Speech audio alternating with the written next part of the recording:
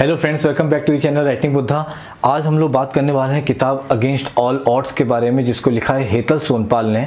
तो बेसिकली ये किताब जो है ये रूपा पब्लिकेशन ने पब्लिश करी है और ये सिर्फ 130 पेजेस की किताब है और ये एक बायोग्राफी है जहाँ पे हेतल सोनपाल ने अपने पिता किशोर वी सोनपाल की कहानी बोली है।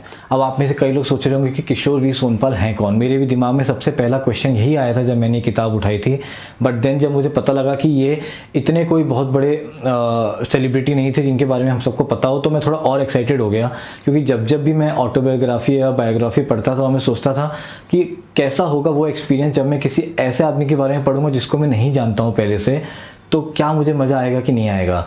जस्ट टू डैट एक्सपेरिमेंट मैंने ये किताब उठाई और पढ़ने के बाद मैं काफ़ी इमोशनल सी फीलिंग आ गई। क्योंकि एक तो पहली बात, ये किताब एक बेटे ने अपने बाप की कहानी लिखी है, तो बड़े ही प्यार से बड़े ही रिस्पेक्ट के साथ लिखी है। मतलब आपको हर एक वर्ड हर एक सेंटेंस में हेतल का जो रिस्पेक्ट अपने पिताजी को लेके वो समझ में आएगा। एक तरीके से ट्रिब्यूट भी है, प्यार भी है और उन्होंने करेज भी दिखाया है। क्योंकि उनके पिताजी की कुछ ऐसे इंसिडेंट जो शायद एक बेटा कंफर्टेबल ना हो अपने परिवार के बारे में बताने में, वो भी बताया है। उन्होंने कोई संकोच नहीं किया है और क्योंकि उनको ये पता था कि उनके पिताजी बहुत बड़े व्यक्तित्व नहीं हैं, तो वो चाहते तो ओवर द बोर्ड जाके भी कुछ चीज़ें लिख सकते थे, बट उन्होंने सब चीज़ एकदम रियलिस्टिकली ग्राउंडेड रखी हैं।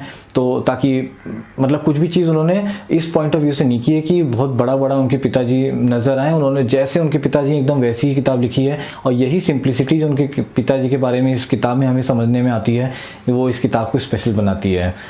तो स्टार्ट करूं तो पहले 10 पेजेस में ही ऑथर बताते हैं कि कैसे उनके पिताजी के भी जो पिताजी थे वो कर्ज में डूब गए, जिसके कारण किशोर जी का जो बचपन था वो पूरा कर्ज में ही बीता। वो हमको बहुत अच्छी तरीके से बताते हैं कि कैसे आपको पैसे संभाल के रखने हैं, कैसे आपको कर्ज़ों में कभी नहीं डूबना चाहिए। वो बताते हैं कि कितना इम्पैक्ट उनके परिवार में आया, कितना मुश्किल हो जाता है जब आपको ये भी ना पता हो कि आप अगला प्लेट में आप पे खाना कहाँ से आएगा। तो पैसे की इंपॉर्टेंस वो बहुत स्टार्टिंग से ही 10 पेजेस में ही इस किताब में बताया गया और वहाँ से किताब शुरू होती है। देन एक आगे जाके एक ऐसा इंस्टेंस है जहाँ पे वो बताते हैं कि उन्होंने अपने बच्चों को, मतलब किशोर जी ने अपने बच्चों को ही घर का बजट दे दिया था संभालने में, जब वो काफ़ी छोटे थे। मतलब 10-12 साल के हो गए, तो उन्होंने जब बच्चों की रिक्वायरमेंट आती है कि हमको ये चाहिए, हमको वो चाहिए, तो ये बच्चों को समझाने के लिए कि कितना पैसे की वैल्यू है, चीज़ों की क्या वैल्यू है, उन्होंने बच्चों के हाथों में बजट दे दिया ताकि बहुत कम उम्र में उनको पैसों का महत्व समझ में आ जाए। ये चीज़ मुझे काफ़ी यूनिक और पहली बार मैंने ऐसा कॉन्सेप्ट पढ़ा। मैंने इतनी फाइनेंशियल किताबें पढ़ी हैं लेकिन कभी मैंने इस तरीके का कोई लेसन नहीं पढ़ा था जहाँ पे ऐसा समझाया गया हो। और कभी अगर मैं अपने जीवन में उस पड़ाव पे होऊंगा तो मैं इसको इम्प्लीमेंट करने की ज़रूर कोशिश करूँगा, जहाँ पे टीनेज बच्चों के हाथों में घर का बजट दे दिया जाए और शायद उससे एक अच्छा जनरेशन पैदा हो जाए, मतलब डेवलप हो जाए, जो पैसे को अलग तरीके से देखना और समझना जान जाए और अलग तरीके से उसको यूटिलाइज़ करे। तो ये एक्सपेरिमेंट बहुत अच्छा है। मैं चाहूँगा कि हर माता पिता एक बार इसको ज़रूर अपनी लाइफ में ट्राई करें। देन इस किताब में हमको ना किशोर वी सोनपाल जी के लाइफ से सबसे बड़ी चीज़ जो सीखने में मिलती है वो इंटीग्रिटी। तो ऑथर बताते हैं कि कैसे वो कभी किसी का बुरा नहीं चाहते थे। वो हमेशा एक मिनिमलिस्टिक लाइफस्टाइल में जीते थे कि वो अपने पे कम से कम खर्चा करना चाहते थे। वो पब्लिक सेक्टर में भी थे और प्राइवेट सेक्टर में भी थे। उनके पास बहुत चांसेस था करप्शन करने का, लेकिन वो कभी उस रास्ते पे नहीं गए। अपने वैल्यू पे स्टैंड खड़े रहते थे हमेशा और हमेशा यही सोचते रहते थे कि मुझसे कोई गलत ना हो जाए। तो उनके इस किताब से ये इंटीग्रिटी वाला एक बहुत बड़ा फैक्टर सीखने को मिलता है। देन वो स्वामी विवेकानंद, विनोबा भावे और महात्मा गांधी के बहुत बड़े फ़ैन थे, समर्थक थे और उनको जिस तरीके से उनके लाइफ के प्रिंसिपल्स पे चलते थे, वो हमको एक चीज़ बताती है कि कैसे अगर हम अपने लाइफ में सही रोल मॉडल और अच्छे रोल मॉडल रखें तो कैसे हमारा जीवन एक अलग तरीके से परिवर्तित और अच्छा हो सकता है। तो क्योंकि मेरा भी ये मानना है कि अगर आप अपने जीवन में अच्छे रोल मॉडल्स रखोगे तो आपका जीवन एक बहुत ही अलग तरीके से शेप हो जाता है। तो ये भी इस किताब में बहुत अच्छी तरीके से उन्होंने दिखाया है किशोर जी के जो रोल मॉडल्स थे उनके थ्रू। जैसे कि मैंने बताया कि उनके बहुत से एक्सपीरियंसेस पता चले जहाँ पे वो जब पब्लिक सेक्टर में तो उनको ऐसे अपॉर्चुनिटीज़ आती थी, लोग सामने से आके पैसा ऑफर करते थे लेकिन उन्होंने कभी एक्सेप्ट नहीं किया। वो चीज़ें मना कर देते थे, तो कंप्लेन तक कर देते थे, उनको इस चीज़ में कभी यकीन ही नहीं था। तो जबकि वो एक ऐसे परिवार से आते थे जिन्होंने हमेशा ही फाइनेंशियल एक मतलब स्टेबिलिटी देखी ही नहीं थी, लेकिन फिर भी वो कभी किसी गलत रास्ते पे नहीं गए। उन्होंने किसी से पैसा एक्सपेक्ट नहीं किया कि उनको गलत तरीके से मिल जाए। और क्योंकि एक फाइनेंशियल बैकग्राउंड भी उनका स्टेबल नहीं था और वो अपने आप को रेगुलर जिस तरीके से एक डोमेन से दूसरे डोमेन में अपना जॉब शिफ्ट करते रहे, ये एक बहुत बड़ा मोटिवेशन है मेरे जैसे यंग बच्चों के लिए या यंग लड़कों के लिए।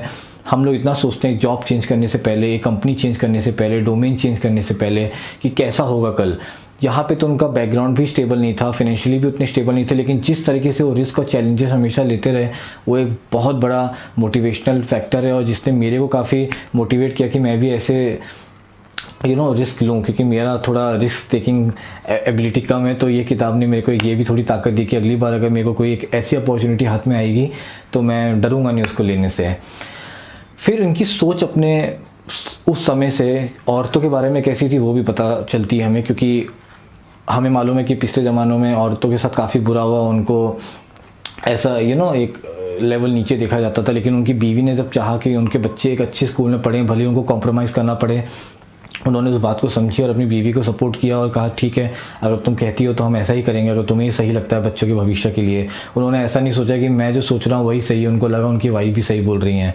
फिर बाद में जाके जब लेटर स्टेजेस में उनकी वाइफ को जब वो जिस तरीके से एंटरप्रेन्योर बनाने में मदद करते हैं, वो उनका एक ओपन माइंडसेट बताते हैं कि कैसा वो सोचते थे उस टाइम पर भी जब औरतों को इतना ज़्यादा कोई चांसेस अपॉर्चुनिटी देता नहीं था, लेकिन उन्होंने पूरा सपोर्ट किया अपने वाइफ को और बिल्कुल उनको कंधों से कंधे मिला के आगे लेके चले। तो ये भी बहुत अच्छा उनके बारे में हमको कैरेक्टर पता चलता है।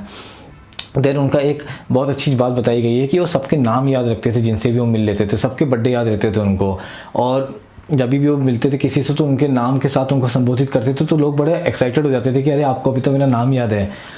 अब ये एक ऐसा स्किल है जिसके बारे में ज़्यादा बात नहीं होती, बट ये कुछ ऐसे सॉफ्ट स्किल्स हैं जो अगर आपके पास हों तो आपका पूरा करियर शेप हो सकता है, आपकी पर्सनैलिटी शेप अप हो सकती है, आपको एक इमेज में देखा जाएगा कि यार ये बंदा इस तरीके का है। और ये बहुत अच्छी तरीके से इस किताब में दिखाया और जो मुझे लगता है कि यही छोटी छोटी चीज़ें जो अगर आप सीख लो और आप अपने अंदर एम्बेड कर लो तो आप दूसरों से अलग हो जाते हो, आप दूसरों से बेटर हो जाते हो। तो थैंकफुल टू ऑथर हेतल कि उन्होंने ऐसी छोटी छोटी बातें भी अपने पिताजी की पकड़ी और इस किताब में डाली। और एंड में, इस किताब के एंड में जब उनकी पूरी लाइफ स्टोरी ख़त्म हो जाती है तो और मतलब किशोर जी ने, जो उनके पिताजी हैं ऑथर के, उन्होंने जो खुद ने कुछ चीज़ें लिखी हुई हैं उन्होंने उसको लास्ट में रखा है, जो मेनली लाइफ के बारे में बात करती है, स्पिरिचुअलिटी के बारे में बात करती है, वैल्यूज़ के बारे में बात करती है। और मैं सच बताऊं ये सेक्शन इतना सुंदर था कि अगर सिर्फ मुझे लगता है कि अगर उनके पिताजी ने ऐसी और भी बहुत सी चीज़ें लिखी हैं, अगर वो सिर्फ उसकी एक किताब बना के डाल दें तो वो भी बहुत सक्सेसफुल हो जाएगी, क्योंकि जितना सुंदर मेरे को वो पूरा एक सेक्शन लगा और जितने अच्छे तरीके से उनके पिताजी ने सब चीज़ें लिखी हुई हैं, तो पूरी किताब एक तरफ और वो आखिरी के जो कुछ पेजेस थे वो अपनी जगह पे अपने स्टैंड करते हैं और वो मेरे को हमेशा याद रहेंगे। मैंने इनफैक्ट उनको हाईलाइट भी किया हुआ है।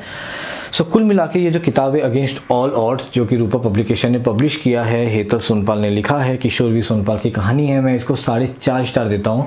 और ये किताब को ज़रूर पढ़िए। सिर्फ 130 पेजेस की है, लेकिन आई एम टेलिंग यू बहुत लाइट रीड है, लेकिन आपकी लाइफ ये चेंज कर सकती है। आपको जो भी अपने लाइफ में इशू आ रहा होगा या आप कहीं पर भी अटके होगे, आपको ये वहाँ से बाहर निकाल देगी, आपके सोच को खोल देगी। सो अगर आपको ये वीडियो पसंद आया हो तो लाइक और शेयर करना मत भूलिएगा, और अगर अब तक इस चैनल को सब्सक्राइब नहीं किया है तो सब्सक्राइब करना मत भूलिएगा। बहुत बहुत धन्यवाद।